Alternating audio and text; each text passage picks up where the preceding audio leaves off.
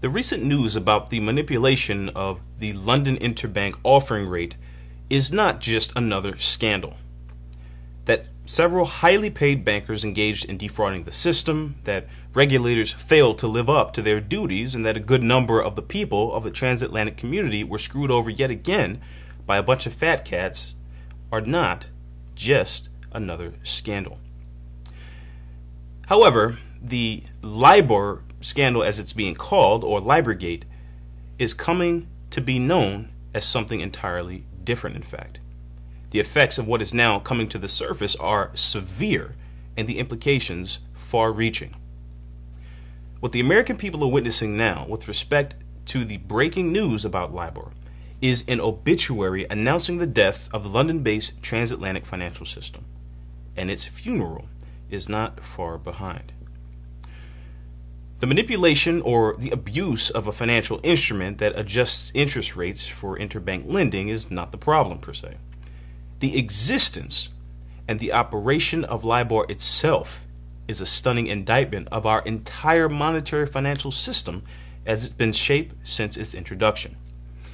With the revelation of the past week, with a full appreciation of the implications and the operation of LIBOR and the entire monetary system which produced it, with a full understanding of the blatant and heinous criminality, the literal murder that this system promotes against our citizens, the actions that have to be taken are clear and have been made that much more clear by leading members of the British elite who have shown the guts to push for the restoration of the Glass-Steagall Act. In this report, we'll show you exactly what LIBOR is, what it does, and the character of the dying financial system in which it's a part, how it has destroyed the lives and livelihoods of Americans, how its rapid atrophy threatens absolute physical destruction of the transatlantic economy, and moreover, how one simple principled measure will be the beginning of turning over the entire table, not regulating, not making bankers accountable, but outlawing and abandoning the entire Ponzi scheme of a system, replacing it with an entirely new, just economic system. LIBOR, or the London Interbank Offered Rate, entered public awareness thanks to press reports in late June 2012 that yet another big banking swindle had occurred, that Barclays employees, even senior employees, had intentionally lied about how cheaply Barclays could borrow and affected the overall LIBOR rate. However, the altering of LIBOR is not simply making a few people rich by lying. LIBOR is the bellwether of credit needs in the London-centered global financial monetary system, and it dictates the rate at which banks are able to borrow short-term loans from one another. As is widely known, LIBOR is a number set for 10 currencies over 15 periods of maturity. There are 8, 12, 16, or 20 contributor banks on each currency panel, and the LIBOR for each currency and maturity is set essentially by an average of what each of the member banks report. From its introduction in 1984 by the British Bankers Association working with the Bank of England, LIBOR has expanded to include over 220 members in 60 nations. But to describe LIBOR as simply being an interbank lending rate is a gross understatement. LIBOR is the reference rate for quadrillions of dollars in transactions and dozens of financial instruments. Interest rate swaps, inflation swaps, floating rate notes, syndicated loans, short-term interest rate contracts, forward rate agreements, and over $350 trillion in derivatives are all based on LIBOR. Nearly half of all prime and more than 80% of subprime mortgage rates are based on LIBOR. About half of all variable rate private student loans are also tied to LIBOR.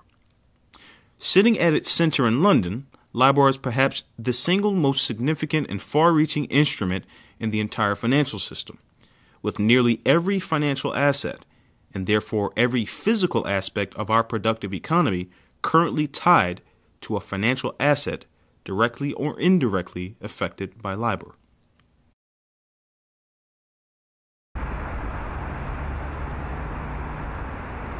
What broke recently about the LIBOR rate is that between 2005 and 2007, Barclays employees intentionally manipulated the bank rates to bolster profits.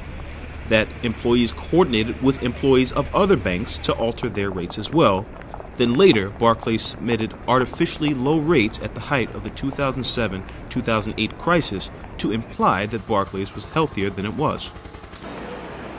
But homeowners, credit card holders, students, local governments, small businesses, and investors, virtually every man, woman, and child in the entire world is affected by the manipulation of LIBOR. And more importantly, its very existence. And that is the real crime. It's not simply that Barclays or even that handful of banks lied for profits. LIBOR's position, its operation, its very existence shows that the entire system is a house of cards balanced on the bow of a sinking ship centered in London. LIBOR is an instrument, not of financial stability, but of a mechanism built to destroy the sovereignty of national governments. That is the story, and that is the crime. The first thing to understand about LIBOR is that LIBOR itself is a criminal operation, the product of a criminal enterprise. It is not the case that this is some innocent interest rate which has been manipulated by criminal banks. It's part of a criminal system. LIBOR originated with the Big Bang in the City of London in the mid-1980s. And what the Big Bang was the transformation of the City of London from what had previously been this clubby banking system run by aristocrats and members of the aristocratic class. And it opened it up, it created a giant casino in London where drawing in all of the big banks in the world to play in London where the rules were very loose. That London was set up, the City of London was set up, the Big Bang was set up as the home of a giant criminal enterprise. And LIBOR was the interest rate of that giant criminal enterprise. And what you saw is the takeover. This was a transition which had been going on for many years, that this giant criminal enterprise centered in London was now using petrodollars and dope money and things like that to launch an assault upon the world. And LIBOR was their interest rate. So the whole thing that we saw, this shift in London to the trading, to securities trading, away from more traditional banking, which was itself corrupt, but it was corrupt on a smaller scale. It was different, into this trading operation, and the same change occurred on Wall Street. So now we have this LIBOR scandal coming out, which has been going on ever since the beginning of LIBOR in the mid-1980s. This is nothing new. So it was never clean, because it's all a giant criminal conspiracy, and it needs to be shut down and replaced with a new system, and that system is a credit system, because you cannot fix this system. It is too bankrupt, it is too corrupt, it is too criminal, and it just needs to be shut down and replaced with something honest.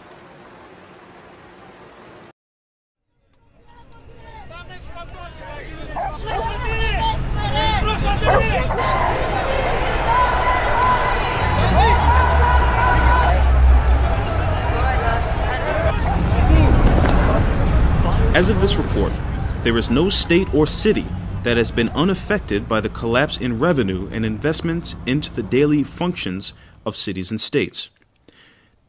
The collapse of the revenue base, or the physical economic potential of municipalities across the nation, has been largely facilitated by two concoctions of this financial system who work in concert with one another to poison our nation: credit rating agencies and what investment banks call interest rate swaps or interest rate insurance. The states were sold all of these, largely interest rate swaps and other things supposedly to help them lower their cost of borrowing. And all of these instruments that they were sold, then they come back and then start costing them an arm and a leg. That it was a giant criminal conspiracy. And the rating agencies were, again, right in the middle of it. They're the ones who certified that these things have worth, that you're getting a good deal here. This is an investment-grade security. When a city or state issues a bond to help finance its operations, it borrows money at a fixed interest rate set by the Treasury. That bond, however, in order to be floated on the bond market, must be blessed by at least one rating agency, which supposedly determines how good of an investment it is. Over the last several years, many municipalities, like Oakland, California, for example, who issued bonds at a fixed interest rate, were lured into purchasing millions of dollars of interest rate swaps from big banks like Goldman Sachs. These big banks told the municipalities that instead of paying a fixed interest rate on their bonds, the municipalities could save money on the bonds they were issuing if they purchased a variable interest rate loan from the big banks. The case of Oakland, California is typical of almost the entirety of the United States. For example, the city signed an interest rate swap agreement in 1997 with Goldman Sachs. The bank offered to protect the city from a change in their interest rate by having Oakland pay Goldman Sachs a fixed 5.6% interest rate in exchange for the bank paying the city a variable rate tied to LIBOR. That was in 1997, when the assumption was that interest rates were going to remain high. But they didn't. When the mortgage-backed securities, given a AAA rating, mind you, by the credit rating agencies, were found to be totally worthless in 2007, the same rating agencies then threatened to downgrade cities, states, and whole nations if their governments didn't move immediately to bail out these worthless debts. The only way they can pass this bill is by creating and sustaining a panic atmosphere. That atmosphere is not justified. Many of us were told in private conversations that if we voted against this bill on Monday, that the sky would fall, the market would drop 2,000 or 3,000 points the first day, another couple thousand the second day, and a few members were even told that there would be martial law in America if we voted no. That's what I call fear-mongering. Along came near 0% interest rates, which meant that all contracts with the big banks on variable rate swaps reversed and the municipalities lost hundreds of millions of dollars. In just 2 years, between 2009 and 2011, Oakland's population dropped by 35,000 people. From 2008 to 2009, the unemployment in Oakland went from 9.6% to 17%, a 170% increase in the city's unemployment. From 2002 to 2011, the city alone lost nearly a third of its employees. The crime rate in the city has skyrocketed. At the same time, 80 policemen were laid off in 2010, forcing the Oakland police force to issue a statement saying that they no longer had the resources to respond to non-emergency calls, including burglary and theft.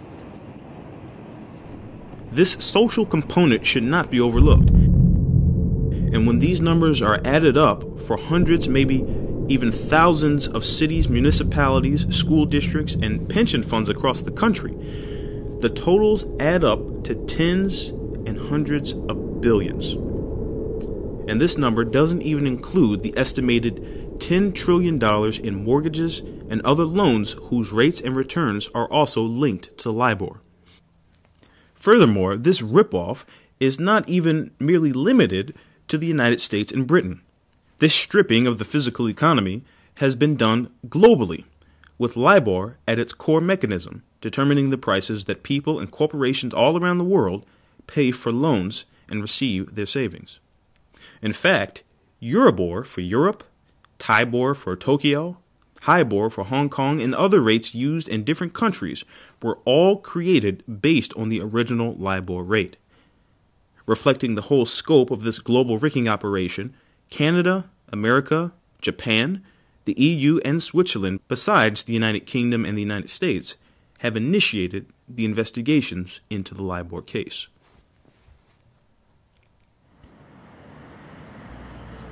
while Americans were losing their jobs, homes, and their livelihoods, as entire sections of state and local governments were disappearing, as firefighters, police, and basic services were being cut, the role of the federal government shrank from the protection of its citizens to the protection of the monetary system, and the stewards of government, our members of Congress, and our executive branch, were complicit in carrying out one of the greatest crimes against its own people. As head of the New York Fed, Timothy Geithner was more than aware of the LIBOR rate fixing at least as early as 2007. This was revealed by the New York Fed itself in documentation handed over to Congress and in the recent hearings of the British House of Commons. What may be more revealing of the extent of what was known are the 12 separate meetings between Federal Reserve officials and Barclays Bank officials between August 2007 and October 2008.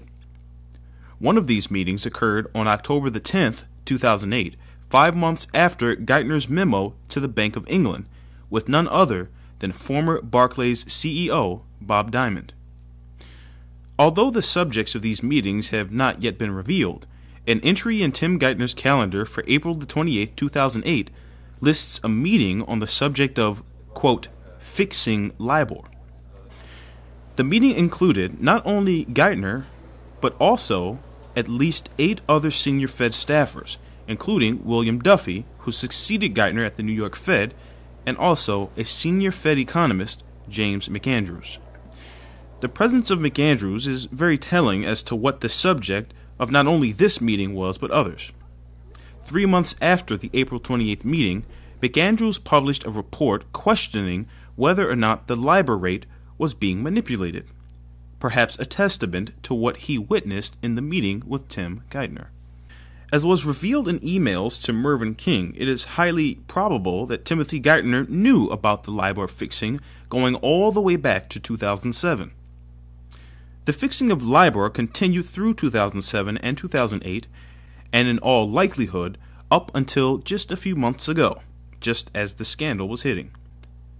In that time period, Geithner, who would become known as the Angel of AIG during the 2008 bailouts, had moved from the head of the New York Fed to the Secretary of the Treasury under Barack Obama, proving once again Obama's unwavering commitment to continuing the bailout policy, the destruction of U.S. national sovereignty, in favor of the monetary system and the overall destruction of our economy. This puts the crime of this financial system on the doorstep of President Barack Obama. Therefore, LIBOR is an indication of the death of this entire international financial system. Leading members of the British establishment understand this and have decided the only alternative to a complete disintegration of both the United Kingdom and the United States is the immediate implementation of the Glass-Steagall Act as the first necessary step to an entirely new financial system, a decision which has been indicative of British news outlets as of late. The Financial Times has been on record saying, while the FT supported those conclusions, we are now ready to go further. For all the diversification benefits, the cultural tensions between investment and retail banking can only be resolved by totally separating the two on formal Glass-Steagall style lines. Peter Hambro in the Evening Standard writes, but most of today's financial problems are because the investment bankers, using the balance sheets of the retail banks, don't share in the pain. They don't lose anything, and their culture has infected retail banking. They should never have been together, and now they should be split completely. Another key indication comes from Lord Miners, who was quoted in Britain's Channel 4 saying, now the government has already diluted the ring fence that was proposed by Vickers, but the ring fence doesn't go far enough.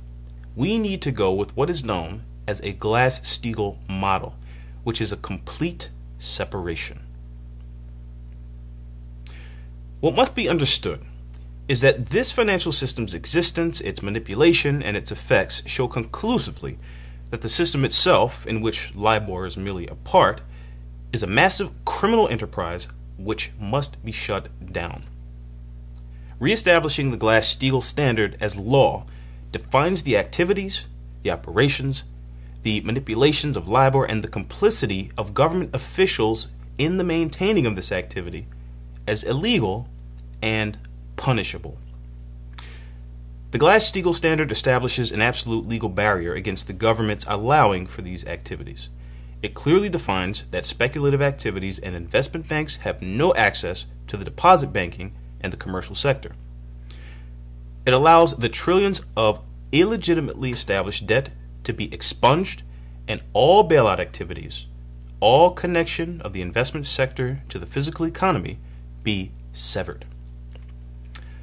Glass-Steagall places the commercial banking sector under protection, operating under our constitutional principle that recognizes that those activities are necessary for a government-directed recovery program that places value in rebuilding our productive capacities of great projects such as NWAPA 21 and the overall reestablishment of American credit. Any government, including our own, which supports and promotes the activities of a monetary system of this type, which places a premium on financial accumulation at the cost of human life and national sovereignty, are expressly forbidden as criminal activity, and under a newly established Glass-Steagall Standard will and can be prosecuted for those crimes. In this way, Glass-Steagall would have prevented this current crisis, and will, with its reinstatement, render the present monetary system illegal, null, and void. And with that law, we bring about the unceremonious departure of a criminal financial system finally put to rest.